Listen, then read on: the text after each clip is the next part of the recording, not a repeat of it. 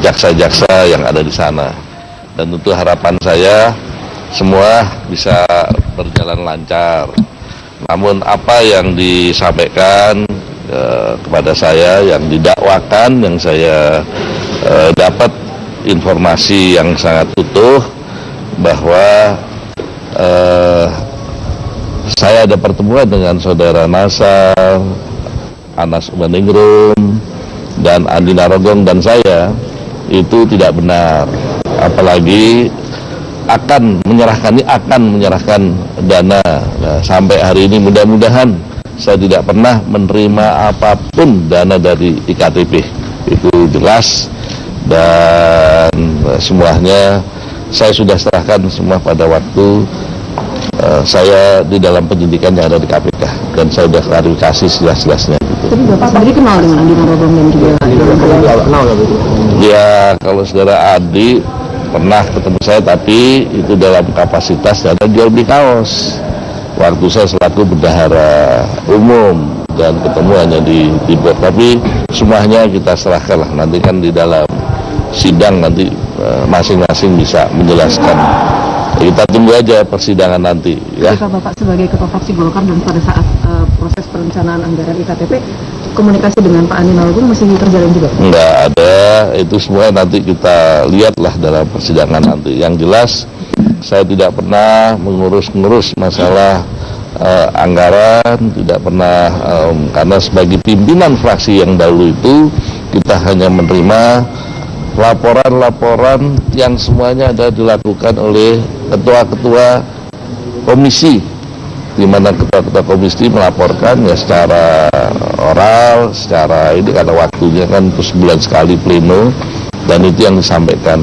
Dan masalah anggaran seperti tadi yang dipertanyakan, itu semuanya mekanismenya ada di panitia anggaran yang ada di badan anggaran dan di komisi-komisi yang terkait. Dalam hal ini adalah Komisi 2. Jadi selaku pimpinan fraksi tidak ada yang berkaitan dengan pengurusan mengenai masalah anggaran.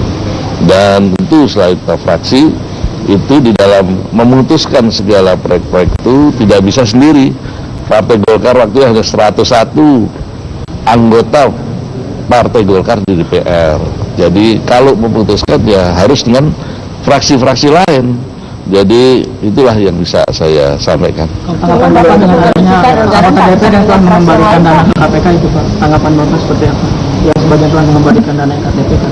Ya, saya sampai sekarang belum tahu siapa yang mengembalikan ya, tapi itu kita serahkanlah pada pihak hakim. Yang jelas pertemuan dengan Nasarudin dengan ini itu saya ingat tidak pernah ada dan tidak pernah bicarakan IKTP.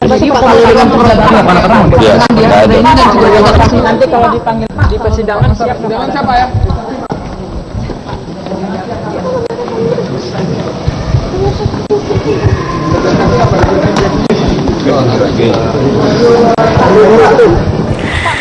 Baik, pemirsa, kita baru saja menyaksikan bersama konferensi pers yang dilakukan oleh Ketua DPR yang juga merupakan Ketua Umum Partai Golkar terkait dengan kasus IKTP. Tadi dikatakan bahwa ia telah mengikuti dari media mengenai perkembangan dari kasus IKTP dan juga mengetahui bahwa namanya disebut oleh Nazarudin, dan ia mengatakan bahwa sejauh ini apa yang dikatakan oleh Nazarudin dan juga Anas tidak benar, tidak pernah ia menyerahkan dana ataupun menerima dana IKTP, tetapi ia mengakui bahwa ia mendukung apa yang dilakukan oleh KPK dan akan berharap dengan sidang ini nantinya berjalan dengan lancar begitu ya. Ya, dan tadi Setia Novanto juga mengatakan bahwa pada saat proyek IKTP berlangsung di DPR ataupun di parlemen sebagai pimpinan fraksi, ya kemudian tidak berkaitan dengan anggaran karena sebagai pimpinan fraksi ya kemudian hanya menerima laporan dan keterangannya ini kemudian sudah diberikan pada saat KPK memeriksa Setia Novanto dengan kapasitas yang sebagai saksi. Ya, pemirsa, di saat KPK tengah gencar mengusut korupsi pengadaan KTP elektronik, usulan revisi Undang-Undang KPK di parlemen kembali mencuat. Bahkan Badan Keahlian DPR pun ternyata sudah melakukan sosialisasi ke 4 perguruan tinggi terkait dengan urgensi revisi Undang-Undang KPK. Gampang kita kerjakan, misalnya dengan usulan revisi Undang-Undang KPK kembali mencuat di saat lembaga anti rasuah ini tengah gencar mengusut korupsi pengadaan KTP keahlian DPR. Ternyata sudah mulai melakukan sosialisasi ke 4 perguruan tinggi terkait urgensi revisi UU KPK. Kepala Badan Keahlian DPR Johnson Rajaguguk mengaku sosialisasi dilakukan Badan Keahlian tidak lepas dari penugasan pimpinan DPR. Memang ada permintaan ke kita untuk melakukan sosialisasi itu, karena itu kan salah satu tugas dari Badan Keahlian dan itulah yang kita lakukan.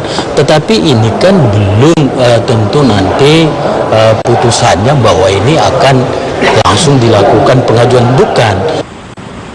Namun pimpinan DPR membantah adanya instruksi melanjutkan revisi Undang-Undang KPK. Ya, karena memang pada waktu rapat konsultasi dengan Presiden, saya lupa pertengahan tahun lalu, itu Presiden sendiri menyatakan perlu ada sosialisasi untuk revisi Undang-Undang KPK. Kalau di DPR kan sejumlah fraksi ada yang mendukung revisi tersebut, ada yang juga menolak. DPR pun tidak bisa mengintervensi keputusan yang ada di alat kelengkapan Dewan, termasuk di Balik. Tidak pernah ada intervensi apapun dari pimpinan DPR untuk melakukan hal-hal terkait dengan mempengaruhi keputusan politik di badan DPR maupun alat kelengkapan Dewan. Itu kembalikan lagi, semuanya adalah merupakan hasil sikap fraksi masing-masing di dalam alat kelengkapan Dewan. Revisi Undang-Undang KPK telah beberapa kali timbul tenggelam dalam program legislasi nasional. Di akhir 2015, wacana revisi kembali menguat di internal DPR. Salah satunya poin yang menjadi polemik adalah perihal penyadapan yang harus mendapatkan izin dari Ketua Pengadilan. Namun rencana revisi ini kembali diredam setelah adanya rapat konsultasi antara pemerintah dengan pimpinan DPR awal 2016 lalu. Dari Jakarta, Jessica Wawar, Cahya Sunandar, Metro TV. Lalu apa saja pasal yang akan direvisi dari keberadaan Undang-Undang Komisi Pemberantasan Korupsi? Kita akan langsung mendengar pemaparan dari Rifai Pamone. Silahkan Rifai. Zakia dan juga Fitri, hal yang menarik dari timbul lalu tenggelamnya lagi revisi Undang-Undang Komisi Pemberantasan Korupsi selama kurang lebih 5 tahun terakhir sejak 2012 hingga 2017 ini kemudian mengerucut kepada sejumlah pasal yang akan ditambahkan dan juga akan menjadi faktor yang mengubah sejumlah pasal dari Undang-Undang Nomor 30 tahun 2002 tentang Komisi Pemberantasan Korupsi. Oleh karena itu, Media Research Center hari ini dalam Prime Time News akan mencoba untuk memperlihatkan setidaknya 5 pasal, di mana ada 1 pasal yang merupakan pasal tambahan di dalam revisi Undang-Undang Komisi Pemberantasan Korupsi. Kita mulai dari kebijakan pembubaran Komisi Pemberantasan Korupsi. Dalam pasal 5 nantinya, KPK hanya dibentuk untuk masa 12 tahun sejak undang-undang ini diundangkan atau disahkan atau diaplikasikan. Ini adalah sebuah pasal baru, di mana ada pasal-pasal baru lainnya seperti pembentukan Dewan Pengawas dan juga kebijakan tentang SP3 yang diminta oleh pihak eksekutif, dalam hal ini Presiden Joko Widodo, untuk disosialisasikan terlebih dahulu. Kemudian ada 4 pasal lainnya yang menjadi pasal untuk mengubah pasal-pasal sebelumnya yang terdapat dalam Undang-Undang Nomor 30 tahun 2002 tentang Komisi Pemberantasan Korupsi. Kita mulai dari tugas dan fungsi penuntutan. Di pasal 7 yang baru nanti, KPK melakukan penyelidikan dan penyidikan terhadap kasus tindak pidana korupsi. Jadi hanya berhenti pada tataran penyelidikan dan juga penyidikan. Sementara di pasal sebelumnya, di undang-undang sebelumnya, yaitu Undang-Undang 30 2002 yang masih berlaku tentunya, pasal 6 menyebutkan KPK melakukan penyelidikan, kemudian penyidikan hingga penuntutan pada pelaku korupsi. Jadi 2 hal yang sangat bertolak belakang, dan ini menunjukkan adanya upaya untuk menghilangkan kewenangan dari Komisi Pemberantasan Korupsi untuk menyusun dakwaan dan tuntutan kepada pelaku korupsi. Yang ketiga adalah pelimpahan kasus pada polisi dan juga kejaksaan atau Kepolisian Republik Indonesia dan juga Kejaksaan Agung. Begitu juga sebaliknya tentunya kepada Komisi Pemberantasan Korupsi.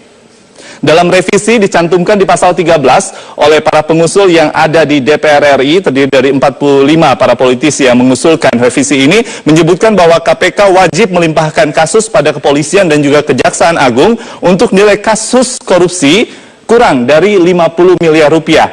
di pasal-pasal sebelumnya dalam Undang-Undang Nomor 30 Tahun 2002 tentang Komisi Pemberantasan Korupsi tidak pernah disebutkan minimal nilai kasus yang harus dilimpahkan baik dari KPK kepada Kejaksaan Kepolisian, begitu juga dari Kejaksaan dan Kepolisian. Bahkan di pasal 8 Undang-Undang Nomor 30 Tahun 2002 justru KPK berwenang. Jadi sekali lagi kita bisa menggarisbawahi KPK justru berwenang mengambil alih penyidikan dan penuntutan pelaku korupsi yang tengah ditangani oleh Kepolisian dan juga Kejaksaan.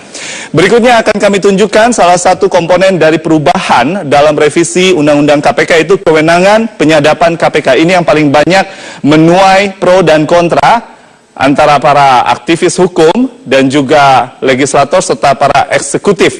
Di pasal 14 yang baru nanti, KPK berwenang melakukan penyadapan dan merekam pembicaraan setelah mendapatkan izin dari Ketua Pengadilan Negeri. Lalu kemudian dalam pasal 12 Undang-Undang Nomor 30 Tahun 2002 yang sudah berlaku, KPK berwenang melakukan penyadapan dan merekam pembicaraan. Itu saja, jadi tidak perlu mendapatkan izin dari Pengadilan Negeri atau Ketua Pengadilan Negeri. Tetapi apabila nanti undang-undang ini kemudian disahkan menjadi undang-undang, tentunya seluruh izin untuk melakukan penyadapan dan merekam pembicaraan dari yang diduga melakukan korupsi harus mendapatkan izin dari Ketua Pengadilan Negeri. Yang terakhir akan kami tunjukkan adalah hak untuk memiliki penuntut dan juga penyidik tentunya. Di pasal 53 dalam revisi undang-undang diusulkan penuntut adalah jaksa yang berasal dari Kejaksaan Agung dan juga memiliki fungsi sesuai dengan kewenangan yang diatur dalam Kitab Undang-Undang Hukum Acara Pidana atau KUHAP. Ini berbeda dengan pasal 51 Undang-Undang Nomor 30 Tahun 2002 yang sudah berlaku, yaitu penuntut adalah penuntut umum dalam Komisi Pemberantasan Korupsi yang diangkat, dilantik, dan juga diberhentikan oleh Komisi Pemberantasan Korupsi. Jadi ada 5 hal yang berbeda dan juga banyak hal yang harus diatur oleh anggota DPR RI, dan hingga saat ini pada bulan Februari pertengahan kemarin, Zakia dan juga Fitri, sebuah rapat paripurna harus ditunda untuk pembahasan revisi Undang-Undang KPK karena sejumlah pimpinan DPR tidak lengkap, dan di tataran Badan Legislasi juga menghentikan sementara pembahasan karena tidak jadi membentuk panitia kerja. Masih terjadi kontroversi terkait dengan revisi Undang-Undang KPK. Fitri dan juga Zakia. Terima kasih Rifai Pamone atas pemaparan.